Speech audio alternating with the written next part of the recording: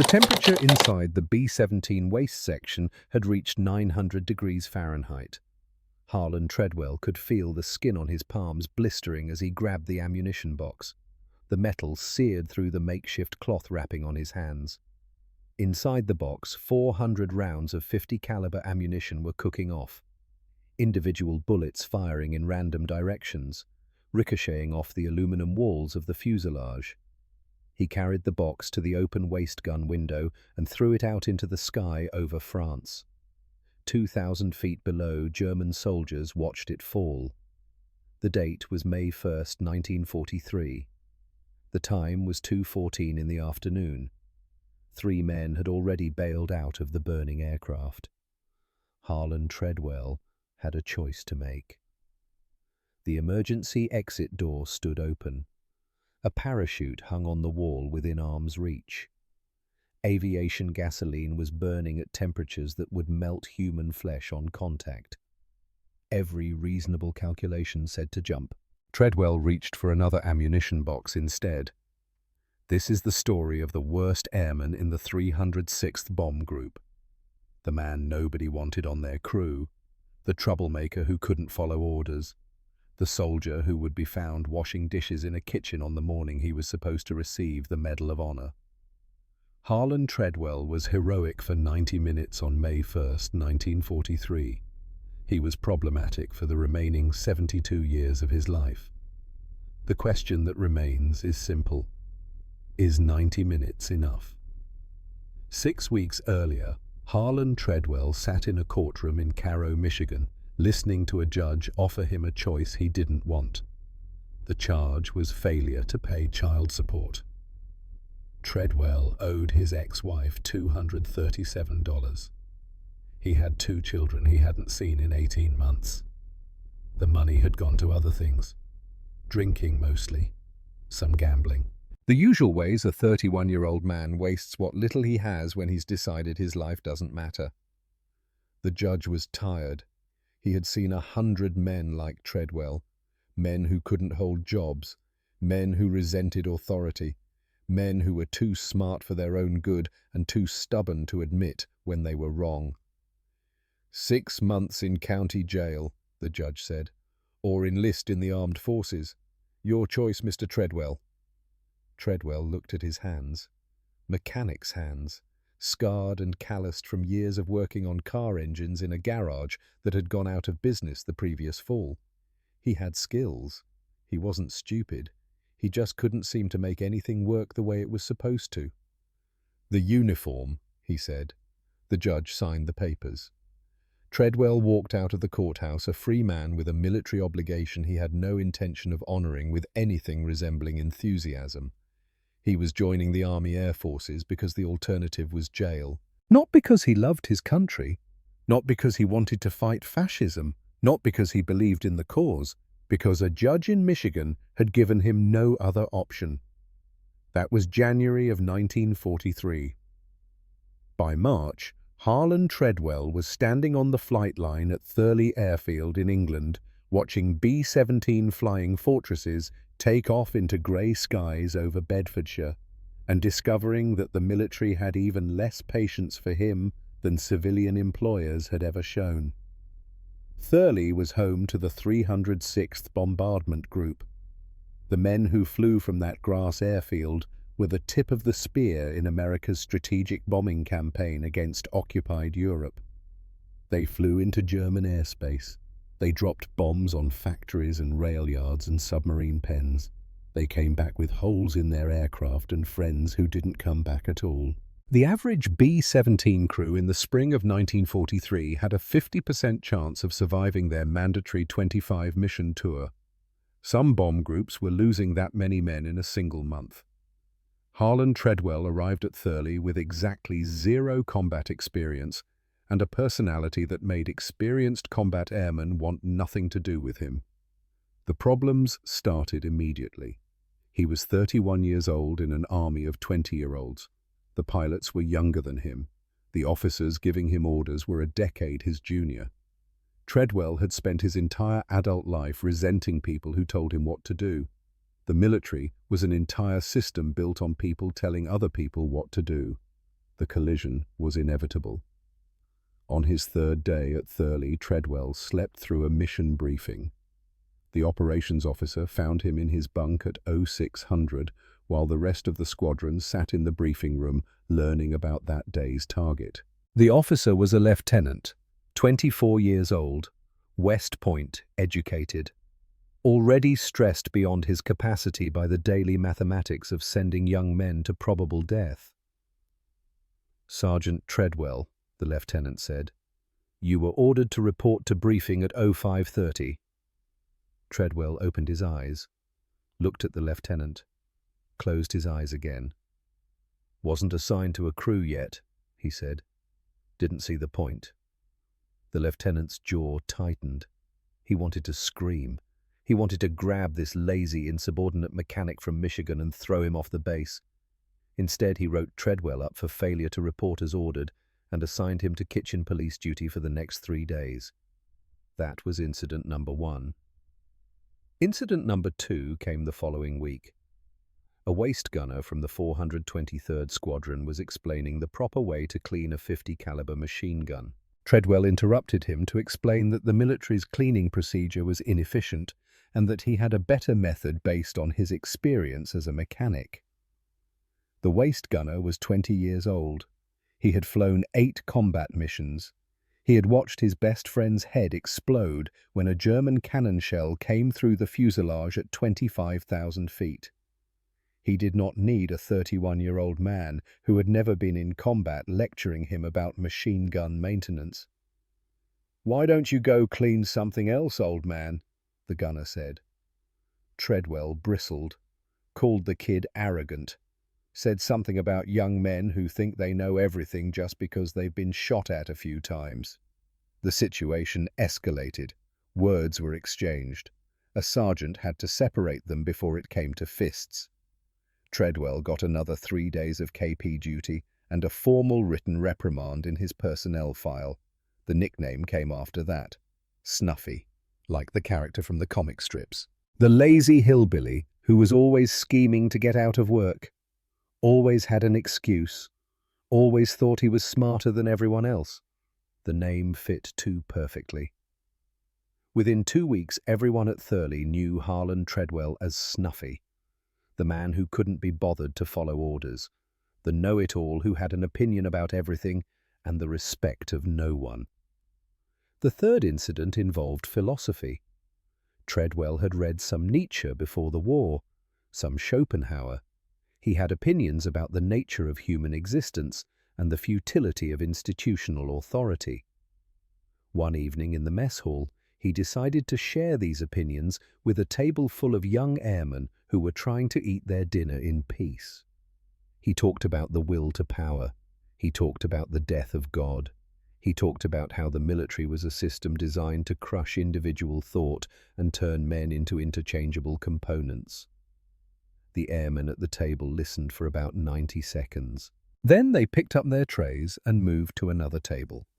Treadwell sat alone, still talking, unaware or unconcerned that his audience had left. A bombardier watched this happen and shook his head. "That guy," he said to his navigator, "is going to get someone killed." By the end of March, Harlan Treadwell's reputation at Thurley was fully established. He was the worst airman in the 306th Bomb Group. Not because he lacked skills. Physically, he was exactly what the Air Forces needed for one very specific position. He was 5 feet 4 inches tall. Small frame, wiry build, perfect dimensions for the ball turret. The ball turret was a Sperry-rotating gun position that hung beneath the belly of the B-17. A plexiglass and steel sphere barely large enough for a man to curl into a fetal position. 2 50 caliber machine guns protruded from the front, a computing gun sight between them.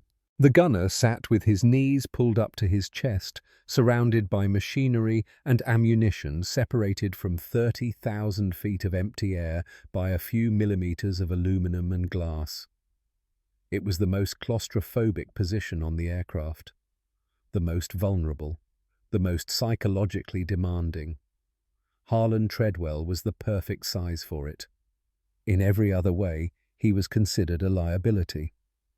The men of the 423rd Bombardment Squadron developed a simple policy regarding Staff Sergeant Harlan Treadwell. Nobody wanted to fly with him. When a crew needed a replacement ball turret gunner, they asked for anyone else. Pilots specifically requested that he not be assigned to their aircraft. For 6 weeks, Treadwell sat on the ground while other men flew mission after mission over occupied Europe. He didn't complain. He seemed content to avoid combat. He pulled his KP duties. He showed up for required training. He went through the motions of being a soldier without ever committing to actually being one. The operations officers tried to find him a crew. The problem was that every pilot at Thurley had heard the stories. Snuffy Treadwell, the man who slept through briefings, the man who argued with everyone, the man who lectured kids about philosophy while they were trying to process the trauma of watching their friends die. Nobody wanted that man in their crew when the fighters came. On the morning of April 30th, 1943, the operations board went up in the briefing room. 78 B-17S were assigned to the next day's mission. Target the submarine pens at Saint-Nazaire, France. The coastal city where German U-boats received maintenance and resupply before heading back into the Atlantic to sink Allied shipping. The airmen called Saint-Nazaire by another name, Flak City. The submarine pens were protected by more anti-aircraft guns per square mile than any other target in occupied France.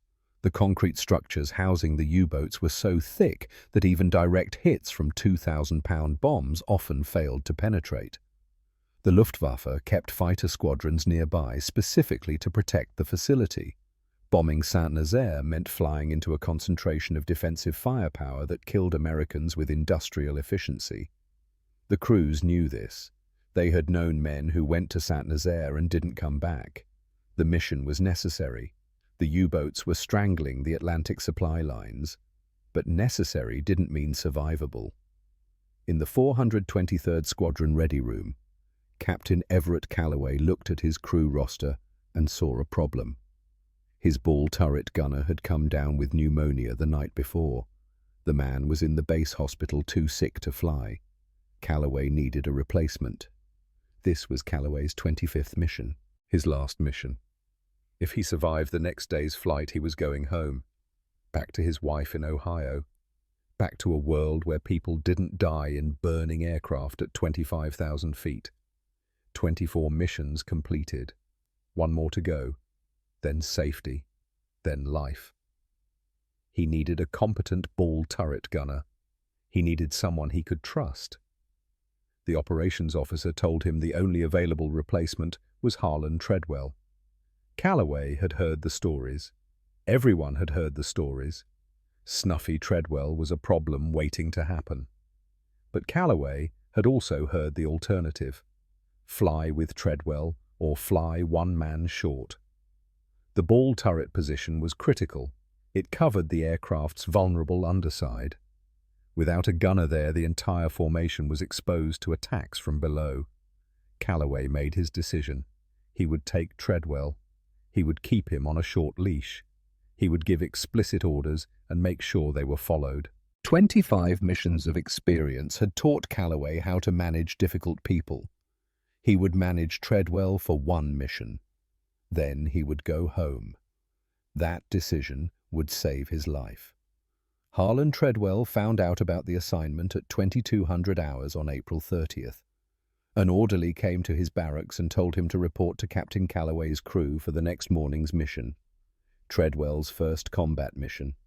6 weeks after arriving at Thurley. 6 weeks of being told he was worthless. 6 weeks of watching other men fly while he peeled potatoes and cleaned latrines. He should have been nervous. Most men were terrified before their first mission. The statistics were too clear, the odds too brutal. But Treadwell wasn't most men.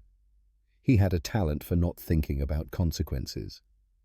A lifetime of avoiding difficult truths had prepared him perfectly for ignoring the reality of what the next day would bring.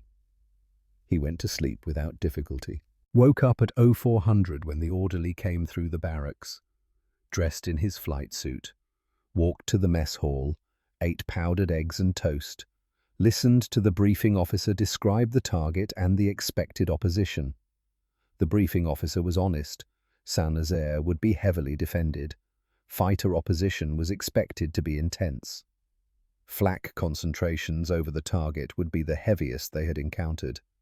Casualties were anticipated. The mission was necessary anyway. The U-boats had to be stopped. Treadwell sat in the back of the briefing room and absorbed none of this. He was thinking about the machine gun training he had received, the fixed targets he had practiced on, the procedures he had memorized. He was not thinking about what it would feel like when German fighters started shooting back. After the briefing, the crews gathered their equipment and walked to their aircraft. Treadwell followed Calloway's crew across the dewy grass of the Thurley flight line. The morning was cold. Grey clouds hung low over Bedfordshire. Somewhere above those clouds, the sun was rising. Down here, it was still dark. The B-17 sat waiting. Engines cold, propellers still. The ground crew had already loaded the bombs. 11,000 pounds of high explosive ordnance hanging in the bomb bay. Enough to kill hundreds of people if it fell on the right target. Enough to kill 10 men instantly if something went wrong during takeoff. Treadwell climbed aboard through the waste door. The interior of the B-17 smelled like oil and metal and the accumulated sweat of previous crews. He made his way forward past the radio compartment to the ball turret access hatch in the floor. The radio operator, Staff Sergeant Russell Dean, watched him crawl into position. Dean was a religious man. He carried a Bible in his flight suit pocket. Before every mission, he said a prayer for the crew. This morning he said an extra prayer for the new ball turret gunner, who had the eyes of a man who didn't understand what he was about to experience. The waist gunners were already at their positions. Staff Sergeant Warren Kincaid on the left side, Staff Sergeant Leonard Pruitt on the right. Both men were on their 15th mission. Both had seen enough combat to recognize incompetence when they saw it. Neither was happy about flying with Treadwell. "Try not to shoot us," Kincaid said as Treadwell passed. Treadwell ignored him, opened the ball turret hatch, climbed down into the sphere. The space was exactly as confined as he had been told. Barely enough room to move. The computing gun sight took up most of his forward view. The twin 50 caliber barrels protruded ahead of him. Below, through the plexiglass, he could see the grass of the airfield. This would be his world for the next 8 hours. Cramped, isolated, vulnerable. He had no idea what was coming. At 06:15, the engines started. One at a time, the Wright Cyclone radials coughing to life with roars that shook the entire airframe. Treadwell felt the vibration through every surface of the ball turret. The smell of exhaust drifted into the cramped space. At 06:30, the B-17S began taxiing. 78 heavy bombers moving in sequence toward the runway. The formation would assemble in the air, each group climbing to altitude, finding their positions, building the combat box that would give them mutual defensive fire support over the target. Treadwell watched the ground move beneath him. Grass, concrete, the edge of the runway. Then the acceleration of takeoff. The moment when the aircraft lifted and the ground fell away and there was nothing below him but air. His first time off the ground in a combat aircraft. His first time feeling the vulnerability of the ball turret position. The sensation of hanging beneath the fuselage with nothing between him and the earth except plexiglass and faith in the pilot's ability to keep the aircraft flying. The formation climbed through clouds, broke into sunlight at 12,000 feet, continued climbing to bombing altitude, 25,000 feet, where the air was thin and cold and the contrails from the engines drew white lines across the sky that German fighter controllers could see from 100 miles away. Treadwell's oxygen mask fed him air. The heater in the ball turret worked intermittently. His breath fogged the gun sight glass. He wiped it clear with a gloved hand and scanned the sky below for enemy fighters that hadn't appeared yet. The flight to the target took 3 hours. Treadwell spent that time alone with his thoughts in a sphere of plexiglass and steel. The other crew members could talk to each other on the intercom. They could move around the aircraft. They had space. Treadwell had the ball turret and nothing else. Over the target, the flak started. Black clouds of explosive fragments bursting at altitude. The formations flew through it because there was no choice. The bomb run required straight and level flight. Evasive maneuvers would scatter the bombs uselessly across the French countryside. Treadwell watched the flak bursts bloom beneath him, close enough to see the orange flash at the center of each explosion, close enough to hear the fragments pinging off the fuselage, not close enough to kill him. Not yet. The bombs dropped. The aircraft lurched upward as 11,000 pounds of weight disappeared from the bomb bay. The formation turned for home. The mission was complete. They had attacked the submarine pens. Whether they had hit anything useful wouldn't be known until the reconnaissance photos came back. For now, the only task was survival. The return flight would take them back across occupied France, over territory where German fighter squadrons waited for damaged bombers to fall out of formation, over coastal defences that would throw up walls of anti-aircraft fire at anything trying to reach the safety of the English Channel. In the cockpit, Captain Everett Calloway checked his fuel gauges and started calculating. They had enough to make it home. Barely.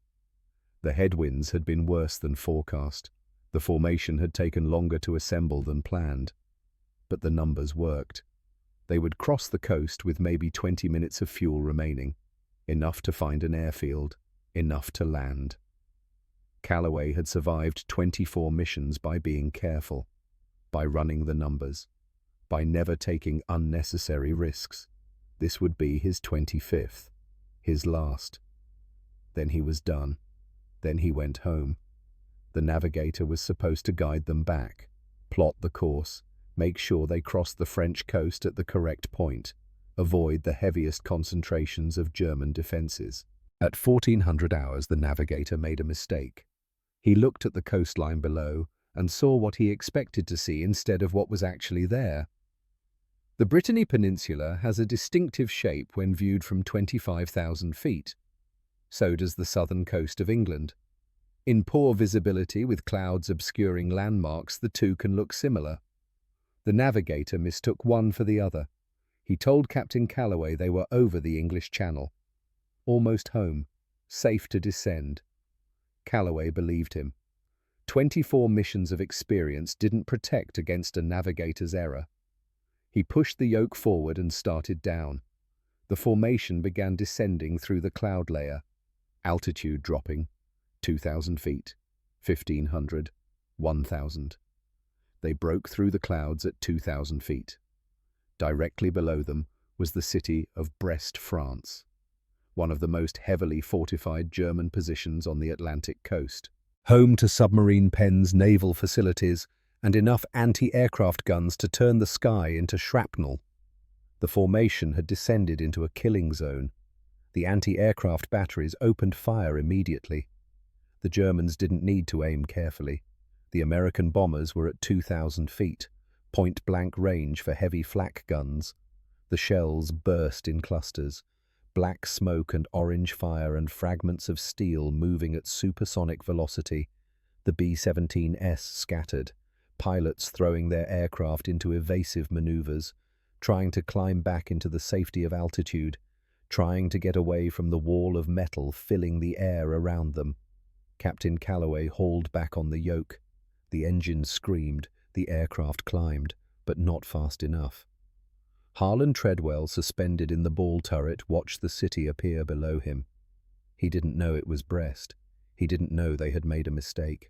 He only knew that suddenly there were explosions everywhere and the aircraft was shaking and something had gone very wrong. Then the fighters came. Focke-Wulf 190 fighters, 15 to 20 of them, German pilots who had been waiting for exactly this kind of mistake. American bombers at low altitude, separated from their formation, vulnerable. The fighters dove from above, cannon shells and machine gun fire ripping through the aluminum skin of the B-17S. The defensive gunners fired back, the sky filled with tracers, red lines going up from the bombers, white lines coming down from the fighters. Treadwell squeezed the triggers of his twin 50s. The guns roared. Empty brass casings ejected and fell away into the sky. He had no idea if he was hitting anything. The fighters were moving too fast, closing at 300 miles per hour, there and gone in seconds. One of the fighters focused on Callaway's aircraft. Hauptmann Klaus Weber, a veteran pilot with 11 confirmed kills. Weber saw the B-17 climbing desperately, saw the ball turret gunner firing wild bursts, saw an opportunity. He rolled his FW190 into a dive, lined up the shot. The computing gun sight in his cockpit tracked the bomber's path. He squeezed the trigger. Two 20mm cannons and two 13mm machine guns fired in unison. The shells walked across the B-17's left wing, punched through aluminum, found the fuel tank. Aviation gasoline began streaming from the ruptured tank. A mist of highly volatile liquid spraying into the slipstream. Some of it flowed into the radio compartment through the holes the cannon shells had torn in the fuselage. In the radio compartment, Russell Dean saw the fuel spraying, smelled it, knew immediately what was about to happen.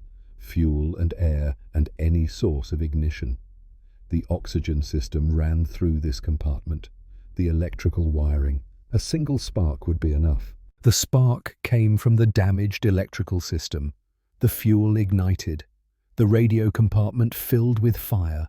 Flames climbed the walls, raced along the fuel-soaked surfaces. The temperature jumped from 40 below zero to over 1,000 degrees Fahrenheit in seconds. Dean grabbed his parachute. There was no time for anything else, no time to fight the fire, no time to warn the rest of the crew. He clipped the parachute to his harness and went out the waist door without hesitation. The smart choice, the right choice, the choice that would get him killed before sunset. In the waist section, Warren Kincaid and Leonard Pruitt saw the flames, saw Dean jump, made the same calculation. The aircraft was on fire at 2,000 feet. They had maybe 90 seconds before structural failure. Parachutes worked, burning aircraft didn't. Kincaid bailed out at 14:09, Pruitt followed at 14:10. 3 men gone in 60 seconds. 3 parachutes opening in the sky over Brest, German soldiers watching them descend, preparing to capture them. In the ball turret, Harlan Treadwell felt the aircraft shudder, felt the change in engine sound, smelled smoke. He cranked the manual traverse handle and rotated the turret to look up into the fuselage. Through the access hatch, he could see fire, orange flames visible in the waist section, smoke pouring through the narrow spaces of the interior. He cranked the turret into position and climbed up through the hatch. The heat hit him immediately. The waist section was an oven. The fire had spread from the radio compartment. Aviation fuel was burning on every surface. The temperature was rising toward levels that would melt human flesh. The emergency exit door stood open. Kincaid and Pruitt were gone. Their parachutes hung empty on the wall. Treadwell could see sky through the open door. 2,000 feet of air between him and the occupied territory below. Every instinct said jump. Every calculation of survival probability said get out. The aircraft was burning. The fire was spreading. The Germans were still shooting. There was no reason to stay. Treadwell looked forward toward the cockpit. Captain Callaway was still flying, still fighting the controls, still trying to get the aircraft home. Treadwell looked aft toward the tail section. Through the smoke, he could see movement. Someone was still back there, trapped, unable to move forward through the flames. Sergeant Clayton Voss, the tail gunner, wounded during the fighter attack, shrapnel in his legs, unable to walk, unable to crawl through the burning waste section to the exit door. If Treadwell jumped, Voss would burn alive. If Treadwell stayed, they would probably both die anyway. But nobody would know Treadwell had abandoned him. Nobody would see him bail out. He could jump and claim later that he never saw Voss, that the smoke was too thick, that there was nothing he could do. Harlan Treadwell was not a good man. He was not brave. He was not selfless. He was a 31-year-old screw-up from Michigan who had joined the military to avoid jail, a man who couldn't follow orders, a man nobody wanted on their crew.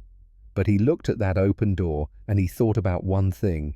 If he jumped, he would have to live the rest of his life knowing he left Clayton Voss to burn. And Harlan Treadwell had enough self-hatred already. He didn't need to add that.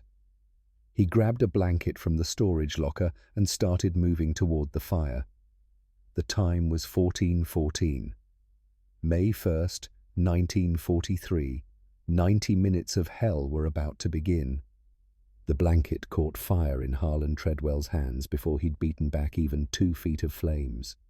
He threw it away, watched it curl and blacken in the corner of the waste section, grabbed a piece of canvas from the equipment locker.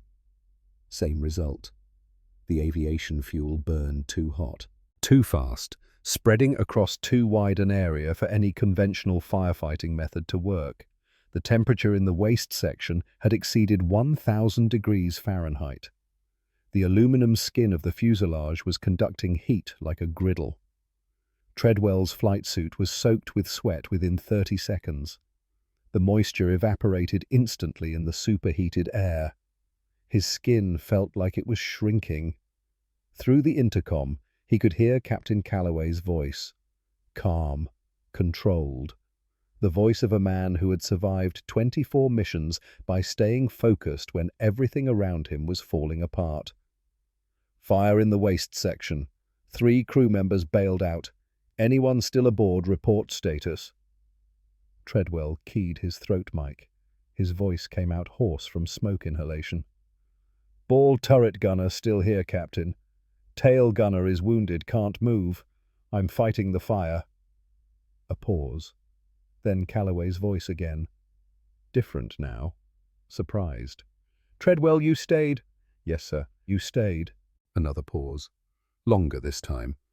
Can you control it? Treadwell looked at the flames climbing the walls, at the fuel-soaked surfaces still igniting, at the smoke filling every cubic inch of available space. Working on it, sir. He wasn't controlling anything. The fire was winning.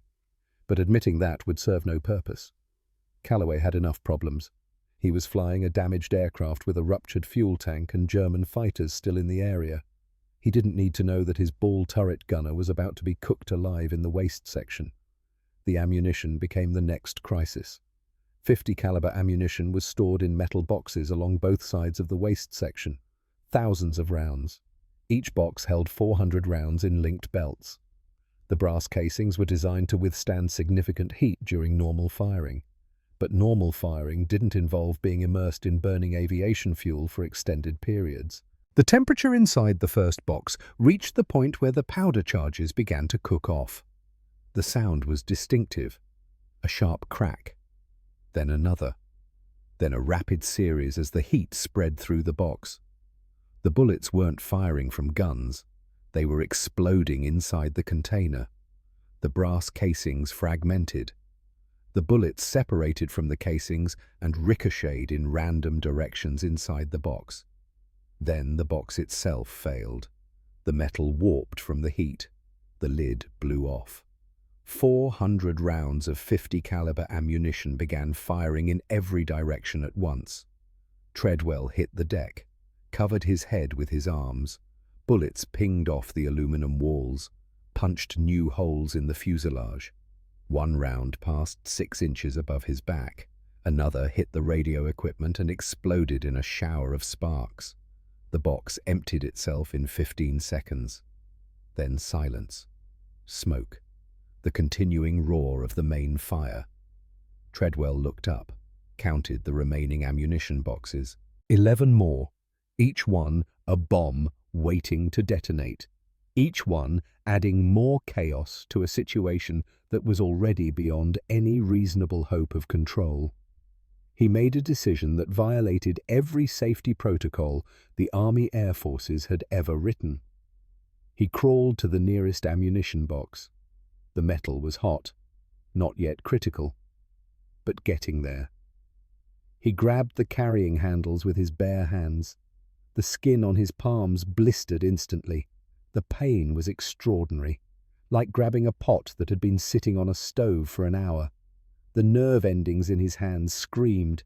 His brain told him to let go. He didn't let go. He carried the box to the waist gun window. The slipstream tore at his flight suit. 2,000 feet below the coast of France spread out like a map. He lifted the box, threw it out the window, watched it tumble away into the sky. 1 down, 11 to go. The second box was hotter, the pain worse. Treadwell's hands were already damaged. The blisters were popping. Clear fluid running down his wrists. When he grabbed the second box, he felt skin tearing. Actual layers of epidermis separating from the flesh beneath. He carried it to the window anyway, threw it out, turned back for the third. By the fifth box, his hands were bleeding. The skin on his palms had been burned away completely in some places, raw flesh exposed to the superheated air. Every time he grabbed another box, he could feel the metal searing deeper, burning through layers he didn't know he had. He kept working. Between ammunition runs, he fought the fire. He had discovered that the relief tube offered a small amount of liquid. The crew urinated into a funnel connected to a tube that vented outside the aircraft. Treadwell disconnected the tube, used the contents to douse small sections of flame. When that ran out, he found a fire extinguisher mounted on the wall. The extinguisher was designed for electrical fires. It was nearly useless against burning aviation fuel. But nearly useless was better than completely useless. He emptied it on the largest concentration of flames, bought himself 30 seconds of reduced fire intensity. When the extinguisher ran dry, he urinated directly on the burning surfaces. The absurdity of the action didn't register. Nothing mattered except suppressing the flames.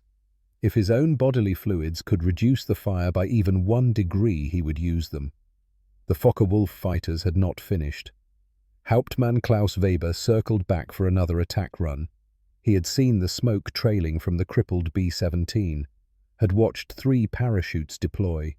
The bomber should have gone down by now, should have lost structural integrity, should have fallen out of the sky in pieces. Instead, it kept flying, kept climbing, kept heading west toward the English Channel. Weber checked his fuel gauge. He had perhaps 10 minutes of combat time remaining before he would need to turn back. The British coast was ahead. He didn't venture over water where RAF Spitfires patrolled, but he had 10 minutes, enough for 3 more attack runs, enough to finish what he had started. He rolled his FW190 into position, dove from 4 o'clock high. The computing gun sight tracked the bomber. He squeezed the trigger. Cannon shells walked across the B-17's fuselage, punched through aluminum, created new holes in an aircraft already perforated by previous attacks. In the waist section, Treadwell heard the impacts, felt the aircraft shudder. A cannon shell hit 18 inches from his position, exploded against the frame. Shrapnel peppered the interior surfaces. He abandoned firefighting. Swung the left waist gun toward the diving fighter. His hands screamed in protest as he grabbed the handles. The burned flesh couldn't grip properly. His fingers slipped. He adjusted, gripped harder, ignored the sensation of raw meat grinding against metal. The gun roared. 50 caliber rounds streaked toward the FW190. Treadwell had no formal training in deflection shooting. He had practiced on stationary targets, had memorized the procedures. but procedures didn't prepare you for a fighter closing at 300 miles per hour. He filled the air with lead and hoped something would connect. Weber's fighter flashed past. Treadwell couldn't tell if he'd scored any hits. Didn't matter. The fighter was gone, for now. He turned back to the fire. The cycle continued.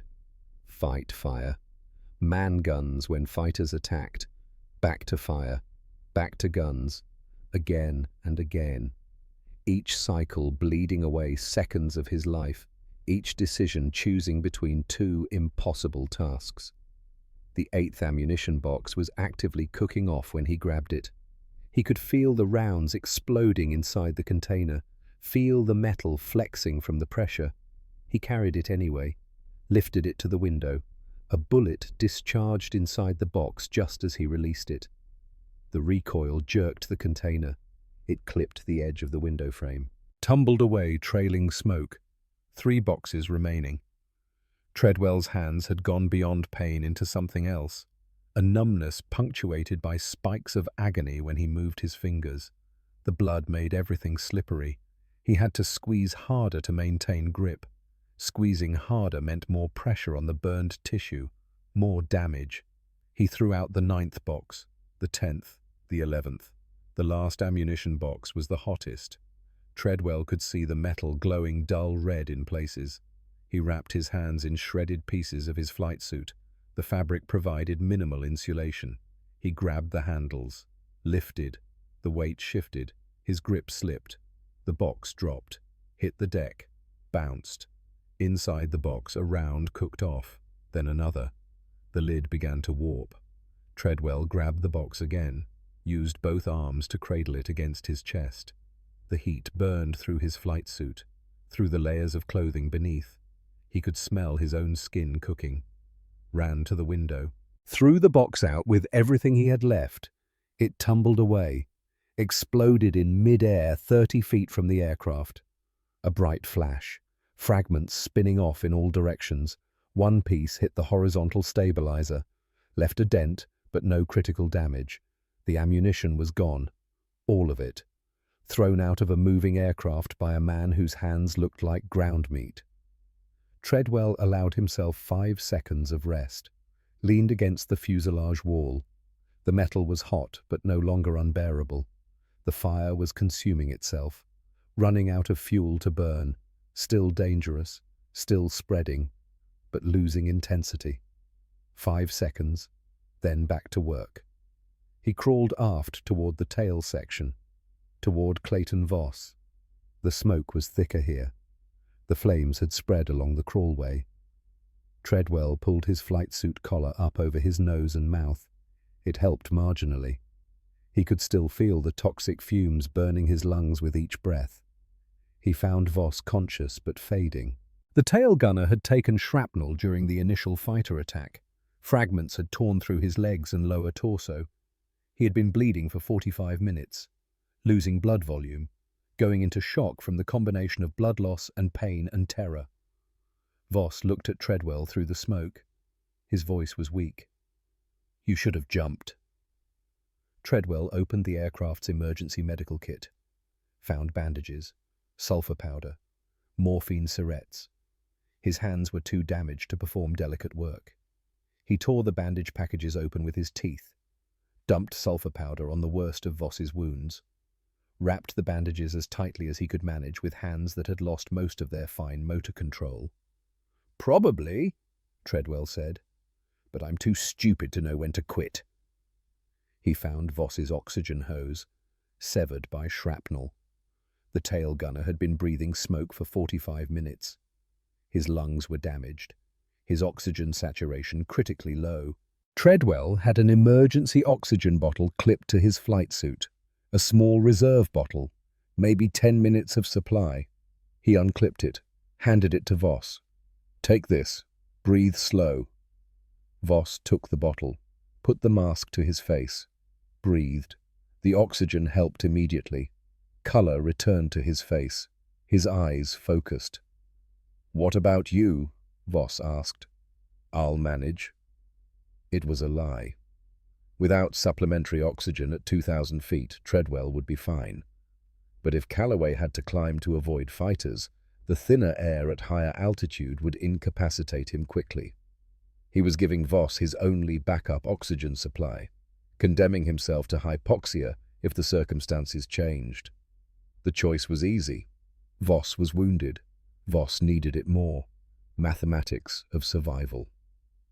Treadwell finished the bandaging, made Voss as comfortable as possible in the cramped tail compartment, promised he would get him home, then crawled back toward the waist section. The fire had spread during his absence. The flames had found new fuel sources, the insulation around the electrical wiring, the fabric seat cushions. Everything that could burn was burning. Treadwell looked at the spreading flames and felt something close to despair. He had thrown out the ammunition, had saved Voss, had done everything a human being could reasonably be expected to do, and the fire was still winning. Then he noticed something. The waist gun windows were open, had been open since the beginning of the fire.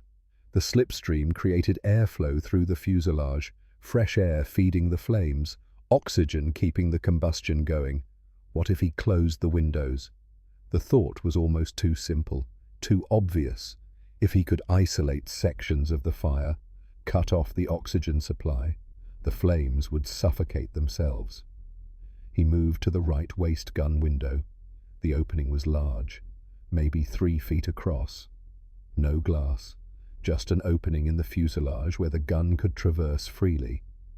He pulled the gun inside, latched it in the stored position. There was a metal cover designed to close over the window during non-combat flight. Treadwell had never used it, had never seen it used. He found the cover stowed beneath the gun position, pulled it out, fitted it into place over the window opening. The airflow changed immediately. The roar of the slipstream diminished. The fire in that section of the fuselage flickered, began to die. It was working. Treadwell moved to the left window, repeated the process, pulled the gun inside, found the cover, fitted it into place. The fire died further. He worked systematically through the waist section, closing off air sources, smothering the flames section by section. The fire fought back, found new places to burn, but it was losing the battle now. Without fresh oxygen, the combustion couldn't sustain itself. At 15:35, 71 minutes after the fire started, Treadwell extinguished the last visible flame. Smoke remained. Smouldering hot spots that could reignite, charred surfaces throughout the waist section, but active fire was dead. He had won. The cost was written on his hands, on his lungs, on every surface of exposed skin. His palms were destroyed. Second and third degree burns covering both hands completely. The flesh was black in some places, red and weeping in others. White bone visible where the deepest burns had penetrated. His lungs felt like he had inhaled ground glass. Each breath brought fresh pain. The smoke damage was permanent, scarring that would last the rest of his life. Reduced lung capacity, chronic breathing problems. His flight suit was covered in blood and soot and fluids he couldn't identify. The smell of burned rubber and aviation fuel had saturated every fiber. He would never get the smell out. Years later, certain odors would trigger immediate flashbacks to this moment. But he had won. The intercom crackled. Captain Calloway's voice, still calm, still controlled, but with an undertone of something that might have been hope. "Treadwell, status report." Treadwell keyed his throat mic. His voice was barely recognizable, hoarse from smoke, weak from exhaustion. "Fire's out, Captain. Tail gunner is wounded but stable. Waist section is destroyed but structurally intact." Silence on the other end. Treadwell could imagine Calloway in the cockpit, processing this information, recalculating survival probabilities, adjusting his assessment of the man he had considered a liability 6 hours earlier. "You fought that fire alone for 70 minutes. "Yes, sir." "The ammunition?" "Threw it out the windows, sir." "Your hands?" "Not good, sir, but functional." Another pause. When Calloway spoke again, his voice carried something that sounded like awe. "Stand by, Treadwell.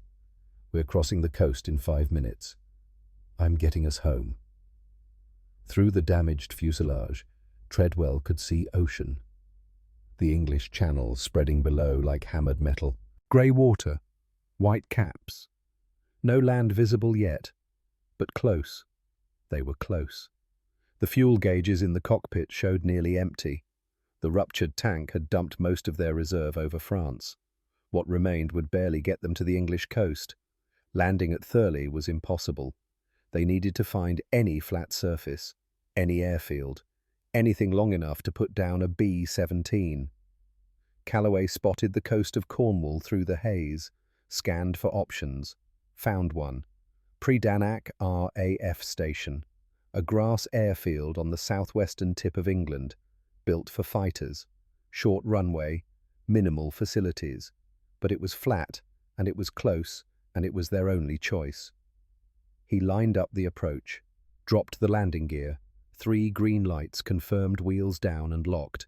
The aircraft descended, passed over the threshold. The grass runway appeared beneath them.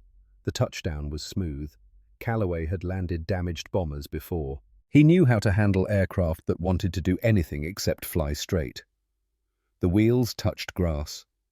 The B-17 rolled, speed bleeding off, the end of the runway approaching but manageable. Then the fuselage cracked. The fire had done more damage than anyone realized. The aluminum skin around the radio compartment had lost structural integrity. The metal had been heated beyond its stress limits, cooled unevenly, developed microscopic fractures that spread and joined and weakened the entire section.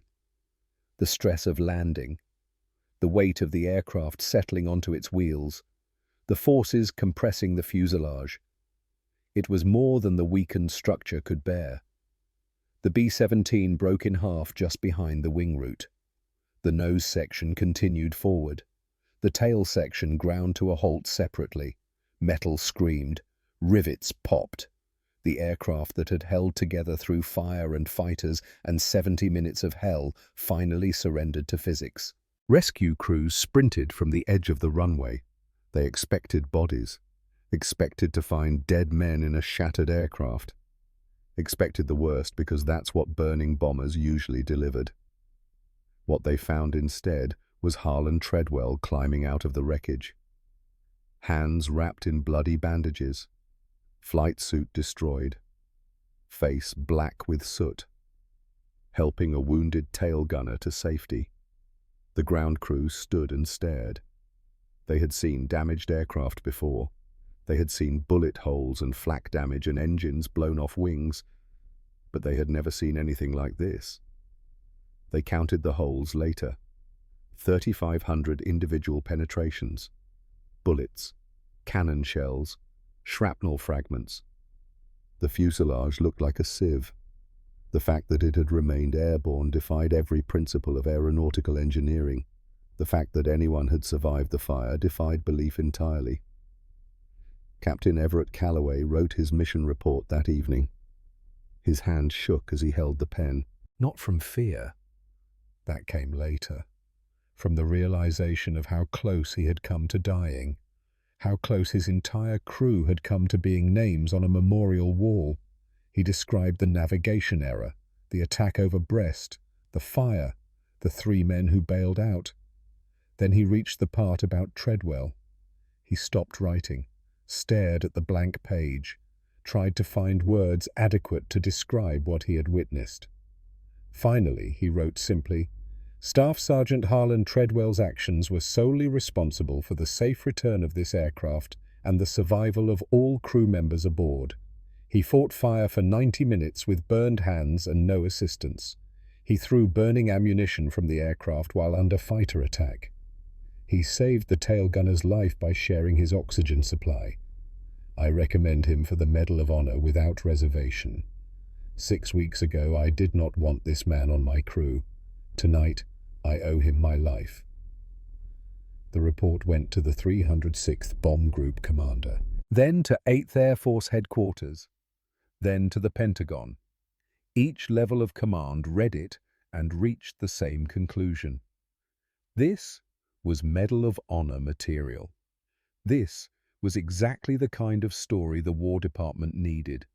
A hero, an underdog, an impossible situation overcome through courage and determination. The machinery of recognition began to turn.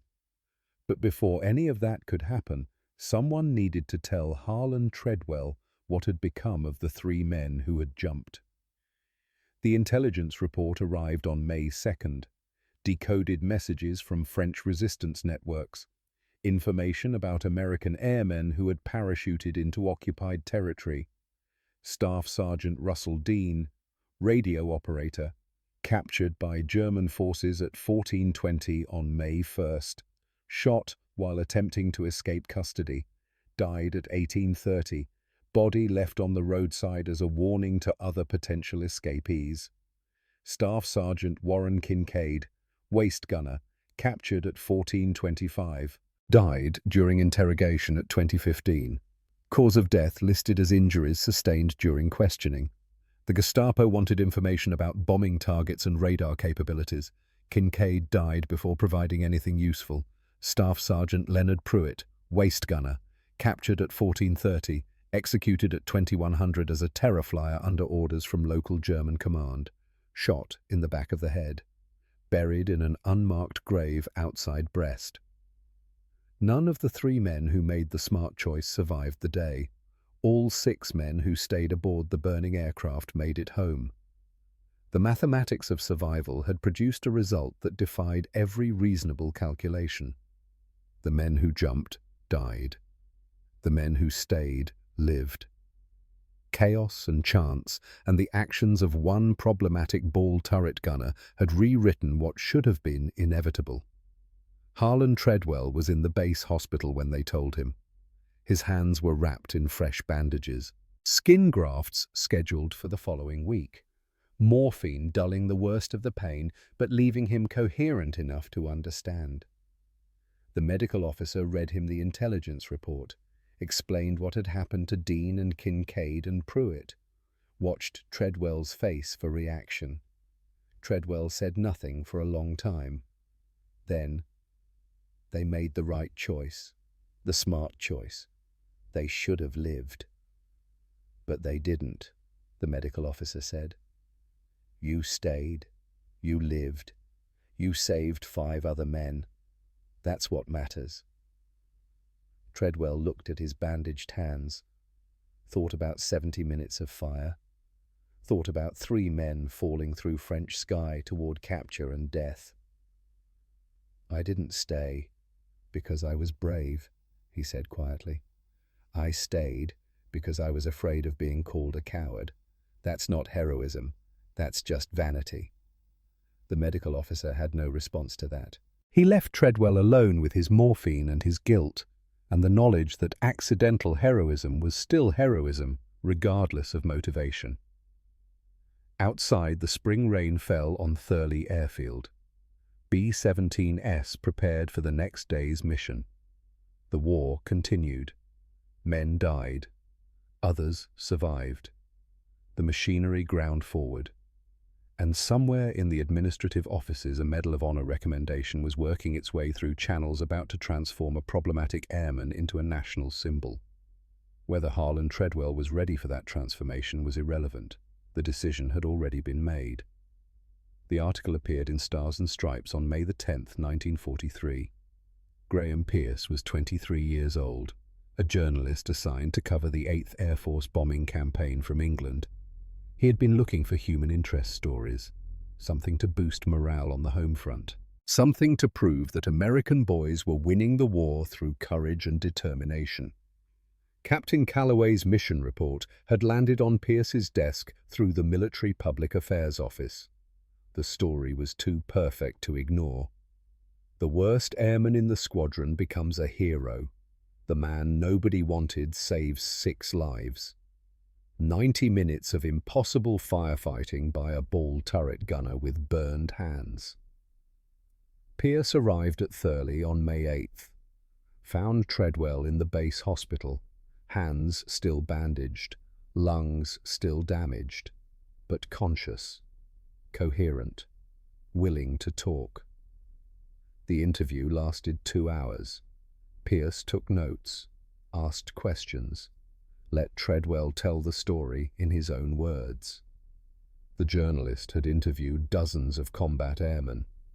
He recognized something in Treadwell's voice, a distance, like the man was describing events that had happened to someone else.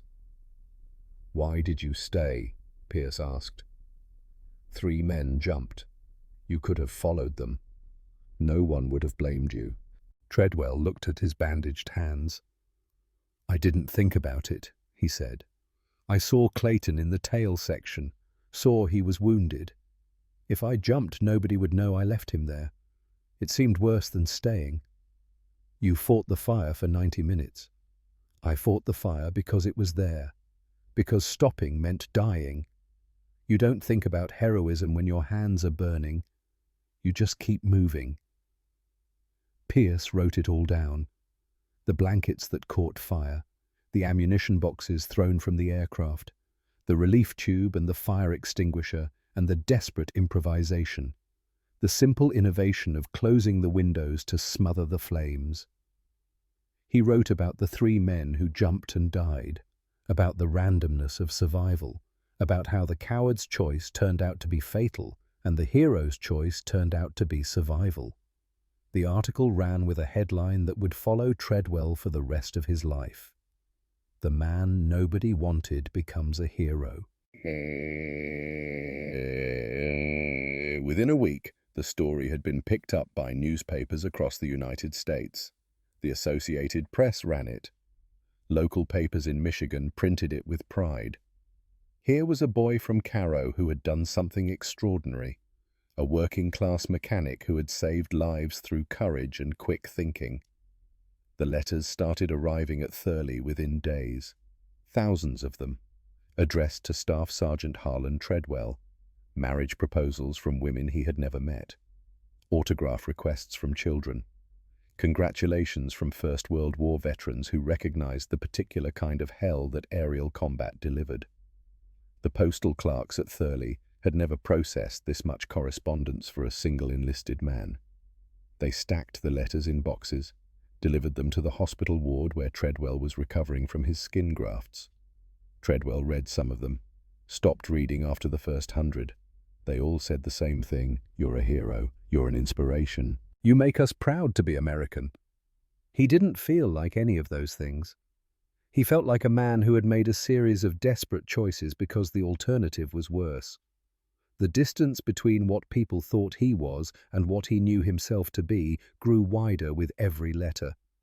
The fame went to his head anyway, not immediately, not all at once, but gradually, in small increments, the way poison accumulates in the bloodstream. People at Thurley started treating him differently. Officers who had written him up for disciplinary infractions now wanted to shake his hand. Airmen who had avoided him in the mess hall now asked him to tell the story of May 1st. The attention was intoxicating. For the first time in his life, people wanted to hear what Harlan Treadwell had to say. He started signing autographs. Nothing wrong with that. Plenty of servicemen signed autographs for civilians who asked. But Treadwell added something, a suffix after his name. Harlan Treadwell, CMH, Congressional Medal of Honor. The decoration he had been recommended for, but had not yet received. The award that required approval from multiple levels of command and the Secretary of War himself. He was signing his name with honors he hadn't earned yet. It was a small thing, a vanity. But it revealed something about how the attention was changing him. The story itself began to change too. Small details at first, emphasis shifting. When Treadwell told the story to visiting journalists, he remembered things that hadn't appeared in the original account. The fire was a little hotter, the fighter attacks a little more intense, his own role a little more central. Nothing dramatic, nothing obviously false, just the natural tendency of human memory to enhance events in the retelling, to make ourselves a bit more heroic in our own narratives. Other crew members noticed. Captain Calloway heard Treadwell describe fighting off 20 German fighters single-handedly. The actual number had been closer to 6 or 7 aircraft making multiple passes. Calloway said nothing. Treadwell had saved his life. If the man wanted to embellish a little who was Calloway to contradict him, the Medal of Honor recommendation moved through official channels. General Ira Eaker, commanding the 8th Air Force, reviewed the paperwork personally. Read Calloway's report. Read the witness statements. Examined the photographs of the damaged aircraft with its 3,500 holes. The evidence was overwhelming. Staff Sergeant Treadwell had performed acts of valor that far exceeded any reasonable expectation. The recommendation was approved, forwarded to Washington. The War Department reviewed the case and concurred. The medal was authorized. A ceremony would be scheduled. The first enlisted airman to receive the Medal of Honor in the European theater. It would be a major event. The kind of publicity the War Department needed to maintain support for the bombing campaign. Secretary of War Robert Woodring would travel to England personally to present the decoration. The date was set for July 15th, the largest public ceremony the 8th Air Force had ever conducted. Photographers were notified, newsreel cameras arranged. A formation of B-17S would fly overhead during the presentation. Every detail coordinated to generate maximum positive coverage for the war effort. In the rush of planning a major military ceremony, someone forgot to tell Harlan Treadwell when it was happening. The public relations officers assumed the squadron had notified him. The squadron officers assumed public relations had handled it. In the bureaucratic confusion of organizing an event involving the Secretary of War and 500 assembled personnel, the guest of honor fell through the cracks. July 15th arrived. Secretary Woodring stood at the podium. The B-17S circled overhead, burning fuel the 8th Air Force could not afford to waste. The assembled airmen stood in formation in the summer heat. The newsreel cameras rolled. Staff Sergeant Harlan Treadwell was nowhere to be found. The operations officer sent search parties across Thurley. They checked the barracks. Empty. They checked the officers' club. Empty. They checked every building where an airman might reasonably spend a Thursday morning. Nothing. Finally, someone thought to check the mess hall. They found Treadwell in the kitchen. He was not eating breakfast. He was scraping dried food from metal trays into garbage bins, washing dishes, performing kitchen police duty as punishment for his latest disciplinary infraction. The night before July 14th, Treadwell had gotten into an argument with a mess sergeant about food quality. The discussion had escalated. Voices were raised. The mess sergeant was a lifer, a man who took military protocol seriously. He didn't care if Treadwell was receiving the Medal of Honor tomorrow. Insubordination was insubordination. KP duty. Report to the kitchen at 0500. That was the punishment. Treadwell had reported. Had been working for 3 hours. Wasn't thinking about the ceremony because nobody had specifically told him it was happening today. The officer who found him stood in the kitchen doorway and tried to process what he was seeing. The man about to receive the nation's highest military decoration, elbow deep in dishwater, grease stains on his uniform. The Secretary of War waiting on a platform 500 yards away. "Sergeant Treadwell," the officer said carefully. "The ceremony started 10 minutes ago."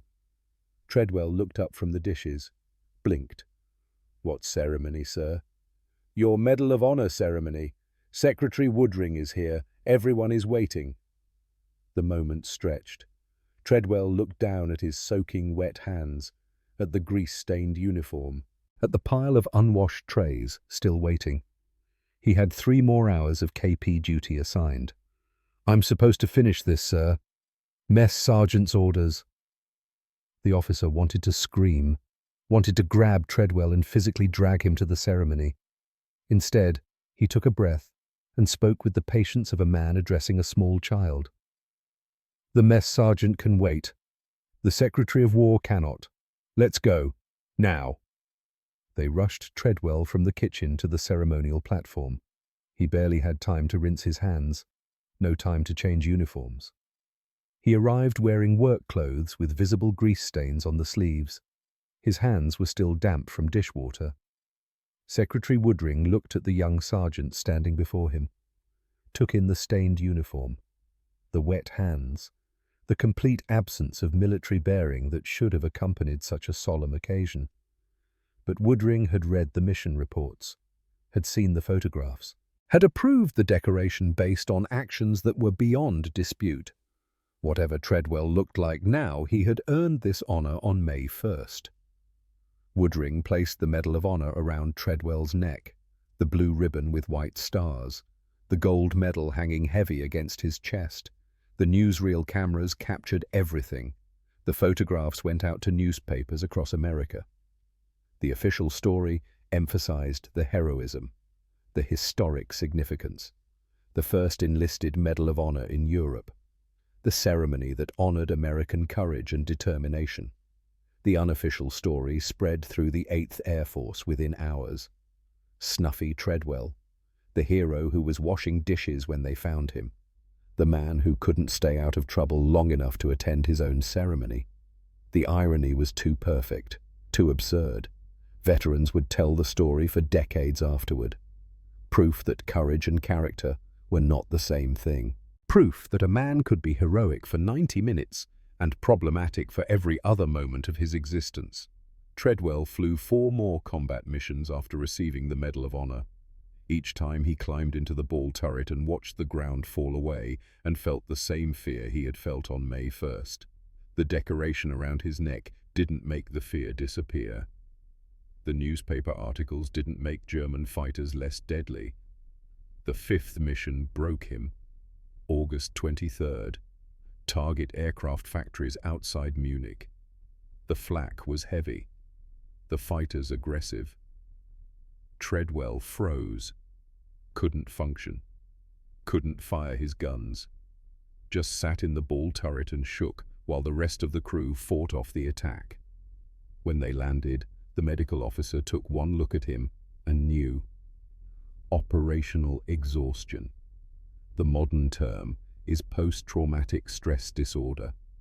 In 1943, they called it combat fatigue. Shell shock. Nerves. They had a dozen names for the same basic truth. Some men could only absorb so much trauma before their minds refused to process any more. Treadwell was grounded. No more combat flying. The Medal of Honor recipient who had saved 6 lives over France would spend the rest of his war behind a desk, processing paperwork, filing reports, surrounded by men who still flew and still fought while he sat in an office trying not to think about fire. The nightmares started immediately. Burning aircraft, the smell of aviation fuel, the sound of ammunition cooking off. He would wake up in his bunk, convinced he could smell smoke, would check his hands expecting to see burns, would lie awake until morning, unable to fall back asleep. The disciplinary problems continued, perhaps worsened. He argued with officers, failed to complete assigned tasks, showed up late for formations. The Medal of Honor bought him some protection. Officers were reluctant to punish a decorated hero, but there were limits to what even a Medal of Honor could excuse. By December of 1944, the Army had run out of patience. A formal board reviewed Treadwell's record, listed the infractions, the insubordination, the failure to maintain military discipline, the pattern of behavior that had existed before May 1st and continued after. On December 18, 1944, Staff Sergeant Harlan Treadwell was reduced in rank to private. The demotion was unprecedented. No Medal of Honor recipient in American military history had ever been stripped of rank while still in service. The contrast was too stark, too embarrassing. The Army did not publicize the action. Newspaper editors who might have run the story decided it would damage morale. Better to let the hero remain heroic in public memory.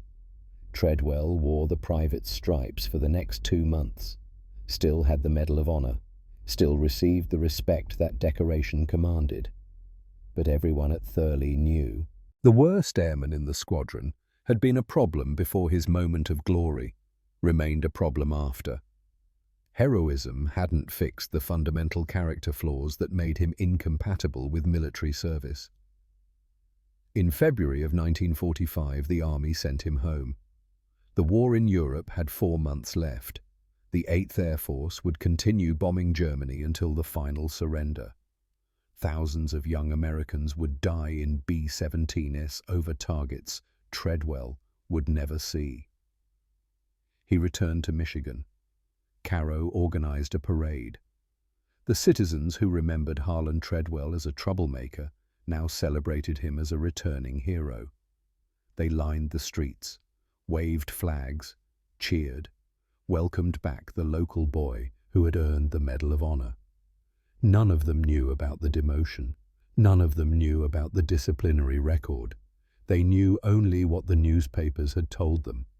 Harlan Treadwell was a hero, an inspiration, a reason to believe that ordinary Americans could become extraordinary when their country needed them. Treadwell stood in the back of an open car and waved to the crowds. For one afternoon, he was everything the Army had wanted him to be: a symbol, an inspiration, a reason to believe. The parade ended. The crowds dispersed. Harlan Treadwell began the long process of figuring out what came next. The war ended in May. Germany surrendered. The bombing campaign that had cost 26,000 American airmen their lives was over. Treadwell's discharge papers arrived 2 weeks later, May 26, 1945. He was 33 years old, a former private with a Medal of Honor. No plan for civilian life, no skills that translated to peacetime employment, no idea what a man like him was supposed to do when the war ended. The transition was brutal. Treadwell had never been good at holding jobs before the war. His personality hadn't improved during military service. He remained argumentative, opinionated, convinced of his own superiority despite all evidence to the contrary. These characteristics had made him unpopular in the Army. They made him equally unemployable in civilian life. He cycled through positions: clerical work, tax preparation, retail. Nothing lasted. The pattern was always the same. Start a job, clash with supervisors, either quit or get fired. The Medal of Honor opened doors. His behavior closed them immediately. Employers who hired a war hero discovered they had also hired a difficult employee, a man who couldn't take direction, who lectured co-workers about how things should be done, who showed up late and made excuses, and seemed genuinely surprised when his employers lost patience. His personal life followed similar trajectories. He married again after the war. The marriage lasted 18 months, then another marriage, 14 months, then a third. Each woman was initially attracted to the heroic story. Each woman eventually discovered the complicated man behind it, the man who couldn't sleep, who smelled smoke that wasn't there. Who told the story of May 1st constantly? Who seemed unable to move beyond those 90 minutes? By the early 1950s, Harlan Treadwell had become exactly what he had been before May 1st, 1943. A man who couldn't quite make life work, who had moments of brilliance surrounded by long stretches of failure, who carried a Medal of Honor in a drawer somewhere while he struggled to pay child support.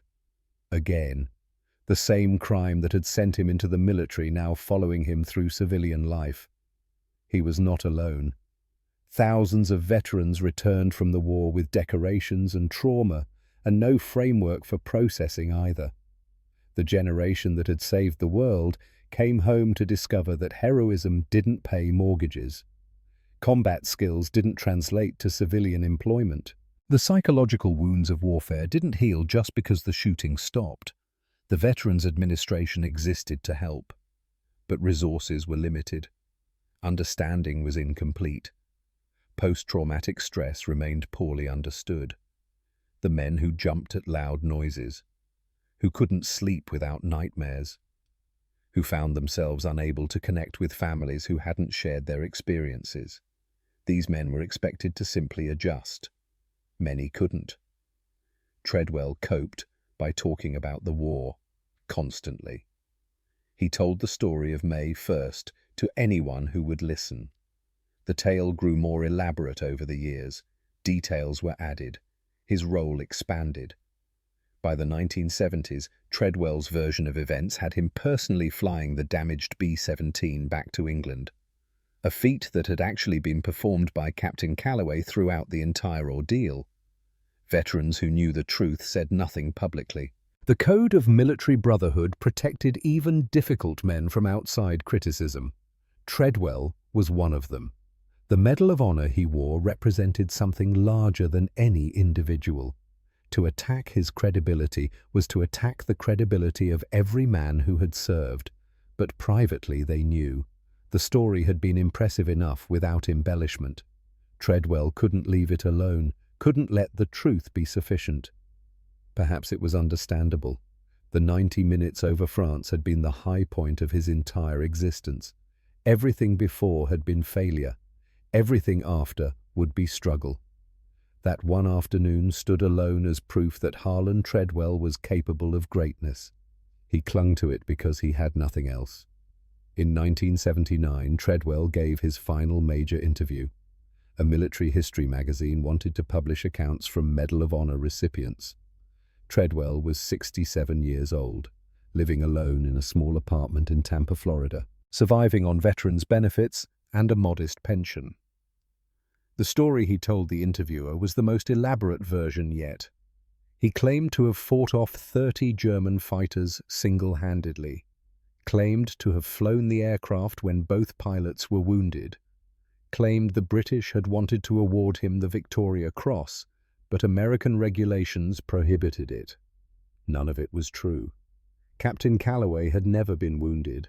The number of fighters was documented. The British award was pure fiction. But the interviewer accepted the story without fact-checking. The article was published. Perpetuated the myths Treadwell had been building for 36 years. Other veterans from the 306th Bomb Group read it, shook their heads, said nothing publicly. He was 67. He had the medal. Let him have his story. Harlan Treadwell died on May 11, 1984. St. Petersburg, Florida. Heart failure. He was 72 years old. He had outlived Captain Calloway, had outlived most of the men who had flown with him, and most who had refused to fly with him. The obituary in the local newspaper was brief. Medal of Honor recipient passes away. Services to be held at Arlington National Cemetery. A few paragraphs summarizing a life that had contained 90 minutes of extraordinary courage, surrounded by 7 decades of ordinary struggle. Medal of Honor recipients are entitled to burial at Arlington, regardless of their subsequent service record. The demotion didn't matter. The disciplinary problems didn't matter. Only the medal mattered. Only those 90 minutes on May 1st, 1943. The funeral was small. A handful of veterans from the 306th. Some local Florida servicemen who had never met him but came to honor the decoration. No family. His children were estranged. His ex-wives didn't attend. Graham Pierce, the journalist who had written the original article, sent a wreath but didn't make the trip from New York. The military honors were rendered with precision. Honor guard, flag folding, 3-rifle volley. Taps played over rows of white headstones that stretched to the horizon. Generals buried next to privates. Heroes next to ordinary soldiers. The democracy of death erasing all distinctions. Treadwell's headstone was simple. White marble. Standard government issue. Harlan, Treadwell's Staff Sergeant, United States Army Air Forces, Medal of Honor, 1912 to 1984. The headstone used his highest rank achieved, Staff Sergeant, not the final rank of private, the Army's small act of grace, allowing the man to be remembered as he was during his finest moment rather than his worst. The question remains, how do we remember Harlan Treadwell? The historical record is clear. At 14:14 on May 1st, 1943, 3 men made the reasonable choice. They bailed out of a burning aircraft. All 3 were captured. All 3 died before sunset. Harlan Treadwell made the unreasonable choice. He stayed in an aircraft with 1,000-degree flames, threw burning ammunition out windows while German fighters attacked, fought fire with destroyed hands for 90 minutes. 6 men went home because of it. Captain Everett Calloway completed his 25th mission, returned to Ohio, lived until 1978. Sergeant Clayton Voss recovered from his wounds, survived the war, lived until 1989. 4 other crew members in the nose section survived because Treadwell kept the fire from burning through the fuselage structure. 6 families got their sons and husbands and fathers back. The Medal of Honor citation doesn't mention Treadwell's personality, doesn't mention that nobody wanted to fly with him, doesn't mention the kitchen police duty or the demotion or the 40 years of embellished stories. It mentions only this: on May 1st, 1943, Staff Sergeant Harlan Treadwell fought fire aboard a crippled bomber for 90 minutes. He threw burning ammunition from the aircraft while under enemy attack. He saved the life of a wounded crew member. His actions were solely responsible for the safe return of the aircraft and the survival of 6 men. That's the official record, verified by witnesses, confirmed by physical evidence, proven by 6 men who lived when they should have died. Harlan Treadwell was difficult at 20, difficult at 31, difficult at 72. He was heroic for 90 minutes on May 1st, 1943. He was problematic for most of the remaining 26,280 days of his life. But when fire filled the sky over France, when 3 men reasonably chose to jump, when every calculation said save yourself, when a wounded man lay trapped in the tail section with no one else to help him, Harlan Treadwell grabbed a blanket and fought. Not because he was brave, not because he was selfless, but because the alternative, living the rest of his life knowing he had abandoned Clayton Voss, seemed worse than burning. That's not perfection. That's not even particularly admirable character. That's just a flawed man making a choice in the worst moment of his life, and getting it right. Maybe that's all heroism ever is, the willingness to act when everyone else reasonably chooses not to. 78. B-17S took off on the morning of May 1st, 1943. 6 men came home in Harlan Treadwell's aircraft. Because the worst airman in the 306th Bomb Group refused to let a wounded man burn alone, the rest is just fire and smoke and 72 years of being human. But those 90 minutes were enough.